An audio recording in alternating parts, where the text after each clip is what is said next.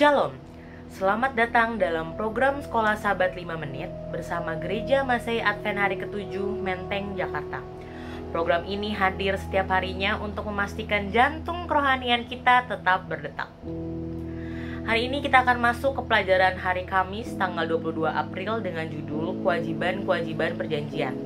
Kita mulai dengan membaca Kejadian 18 ayat 19 yang berbunyi, "Sebab aku telah memilih dia, supaya diperintahkannya kepada anak-anaknya dan kepada keturunannya, supaya tetap hidup menurut jalan yang ditunjukkan Tuhan, dengan melakukan kebenaran dan keadilan, dan supaya Tuhan memenuhi kepada Abraham apa yang dijanjikannya kepadanya." Seperti yang sudah kita pelajari beberapa waktu belakangan ini, kita tahu bahwa perjanjian itu selalu merupakan sebuah perjanjian kasih karunia. Apa sih yang dimaksud dengan perjanjian kasih karunia? Jadi yang dimaksud adalah Allah mengerjakan bagi kita apa yang tidak akan pernah dapat kita lakukan untuk diri sendiri. Kita garis bawahi bersama kata tidak akan pernah.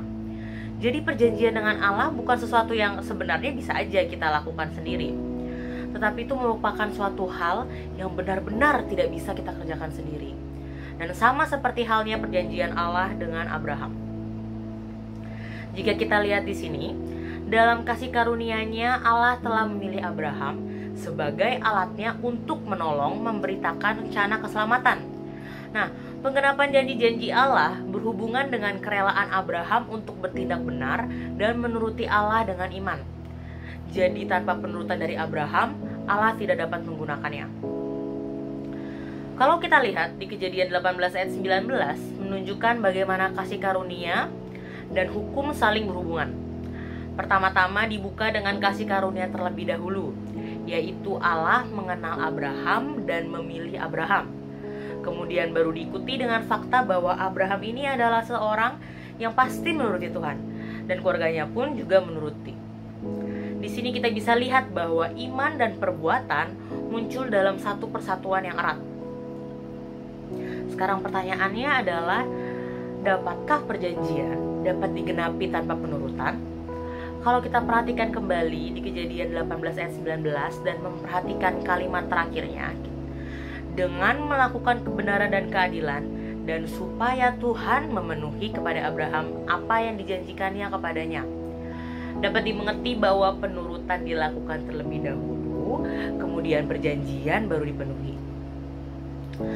Berkat-berkat perjanjian tidak dapat dinikmati atau dipertahankan kecuali syarat-syarat tertentu dipenuhi oleh penerimanya. Meski sebenarnya syarat-syarat tersebut tidak diperlukan untuk membentukkan perjanjian itu, tapi itu menjadi suatu tanggapan untuk kasih, iman, dan penurutan.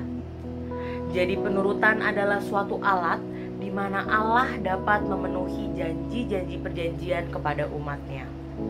Dapat disimpulkan bahwa pelanggaran perjanjian, dalam tanda kutip ketidakpenurutan, adalah ketidaksetiaan pada hubungan yang telah ditetapkan.